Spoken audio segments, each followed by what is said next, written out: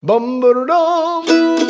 Howdy, y'all. Banjo Ben here. Today is an E major scale study. I've done lots of these scale studies now in tons of different keys. You can check out the whole course over on the website as a Gold Pick member. I love the E major scale study because it just uses a different part of the neck than any other key. And you say, well, isn't that true for all the keys? They're a little different than the others. They are. But the E major scale study and where it's situated and how we get up the neck and play that second octave is just tons of fun. And it's a key that when you're starting out on the mandolin, you can be kind of afraid of, and you shouldn't be. So the point of these scale studies is to teach you how to play the scale in such a way, in different octaves and different exercises, that you won't forget it. And so whenever you go to jam in a key or in a song that's in the key of E, the blueprint for the key will kind of already be embedded in your fingers. And we're going to work on some licks and some exercises and arpeggios and things like that will help you do that. I promise you. And then we'll apply it at the end of the lesson. If you're watching somewhere else besides banjobenclark.com, like YouTube and elsewhere, I'd be honored to have you on board as a Gold Pick member where you can access 800 plus lessons for banjo, mandolin, guitar. Let's jump right into this E major scale study. What is the E major scale? Let's talk about the E major scale. I'm going to teach you a couple different octaves of the E major scale, and then we're going to look at the arpeggios.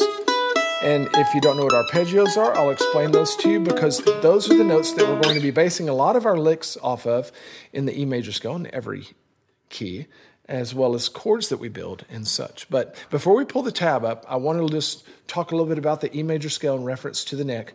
When we're playing mandolin and our hands down here low on the neck, there are two E notes that we can get very easily. One, of course, is the open E string, right? That first string is an E note, so there's the root to our key that we're talking about today.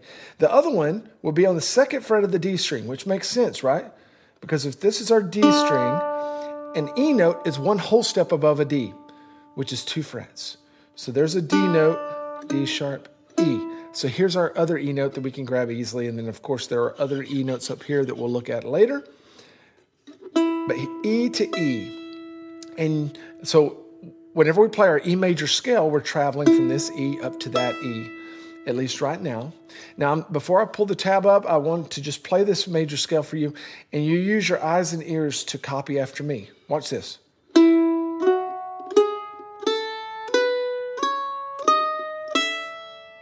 Again. Pretty easy pattern, right? We're doing the same thing on 2 strings. We're going 2, 4, 6, then open, 2, 4, 6, open.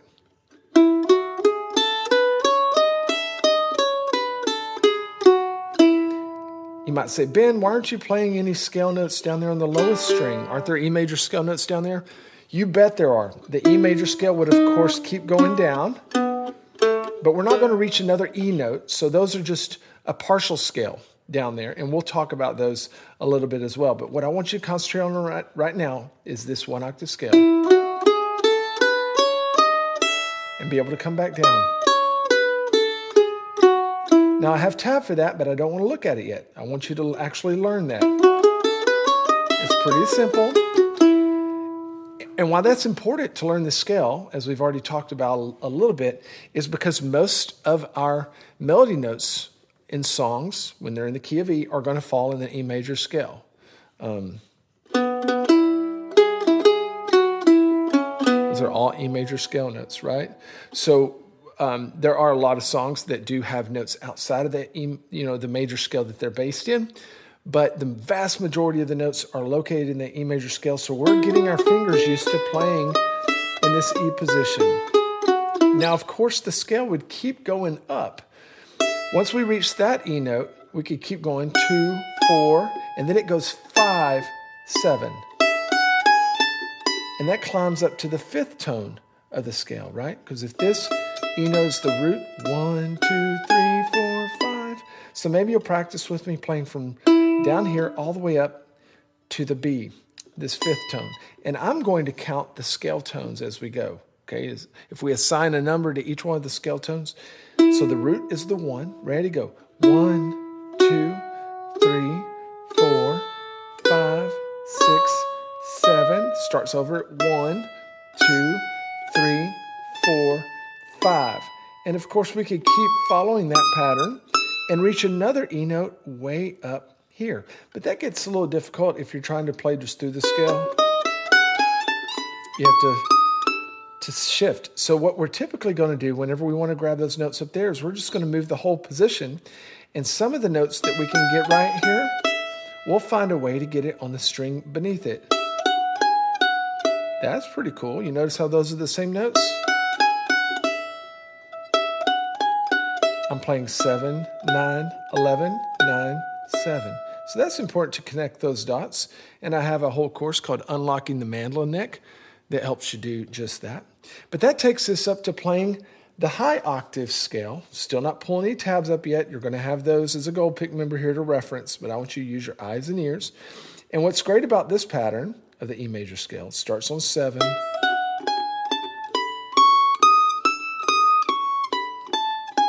That's not just an E major scale pattern. That's any closed major scale pattern. So what makes an E major scale pattern is whatever note my index finger is on to do that pattern. And the pattern goes skip a fret, don't skip a fret, and then come back up, skip a fret, don't skip a fret. Okay, so it's kind of like the patterns that we saw down here, that it repeats. Don't even worry about what fret numbers they are. I have tab. I want you to worry about just looking at it and figuring it out with your fingers and your ears. Okay, now, as I mentioned, that's a closed scale. That means we can take it anywhere. If I wanted a G major scale, all I'd have to do is find a G note with my index finger to make it the root and play the same pattern. Voila, a G major scale. What about a D major scale? There's a D. Okay, so I just want you to see that closed pattern is not just for E, it's for any major scale that we want to get. It just depends on where we start. Okay, now that we've got those two, we've got this. We can work some exercises of blending those two together, because what's often going to happen when you're playing in E and D and other keys is you're going to be jamming down here. And you're going to want to climb on up. And you're going to run out of fingers. So there's going to be a time where you're going to...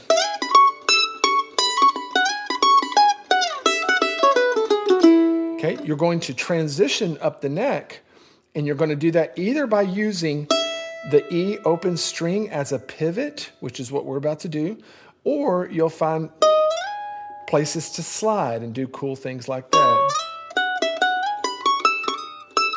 And be up in that position, which we're going to spend a lot of time in the key of E. So let's blend these one octave scales together to create a 2-octave scale. And whenever we reach that note, we're going to use that as a pivot to shift up. Now, when I taught you the octave scale up here, we started with our index finger on 7, which is the same note as that opening string. So we don't need to play that again. We do need to come to this same position, but then pick it up in that pattern that I taught you. I'm going to play it slowly for you.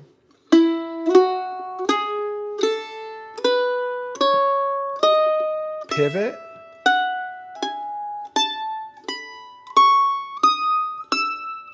And then we'll use it to pivot on the way back down too. Pretty cool. So those open strings allow us time to pivot and go up the neck. And we can do it other ways like sliding and things like that. Let's go ahead and pull the tab up for that. Okay, and you can follow along on the tab, but I don't want the tab to get in your way of learning and using your eyes and ears. But let's try to play that together. Ready, go.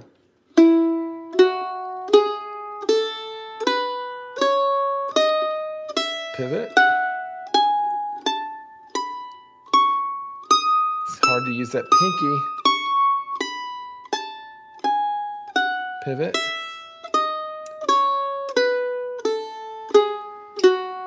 It would be a great exercise to just sit around and get comfortable jumping up to that part of the neck. Okay. All right, let's talk arpeggios right quick in this video segment. And then we're going to push on to some more exercises and then start putting it into practice. What are arpeggios? Arpeggios is the first the third, and the fifth notes of the scale, played in succession, okay? Which are also the notes that make up the major chord. But whenever we play arpeggios, we're just playing those notes separately, almost like a scale, but only with part of the scale notes, the first, third, and fifth. And why they're important is because, like I said, they're going to be used to help build us chords. Like this is a type of E chord right here. Well, what notes are those? I'm playing the third, and then I'm playing the fifth, and then I'm playing an open string there, okay? And then down here, I grabbed another arpeggio note. That's also the fifth. Okay, let's learn them starting right here. And you could figure them out by yourself by just saying, what are the first, third, and fifth tones of the major scale that we just played? But I'll show them to you. Look at the tab. And then jump up.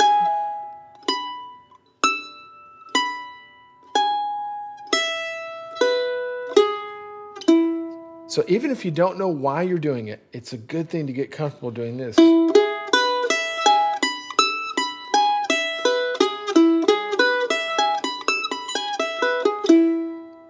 So good. Now, if you want to know where your other arpeggio notes are on the low G string, we've got one on the 4th fret and the 1st fret. You can figure those out by counting down your major scale, starting from here. But I'll just show them to you. So if you want to play all those arpeggio notes, and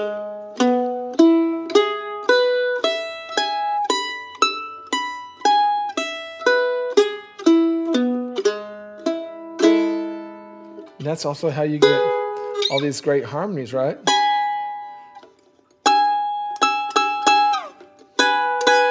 So good. All right. That's great. Let's move on to a circular scale exercise that I love doing. That just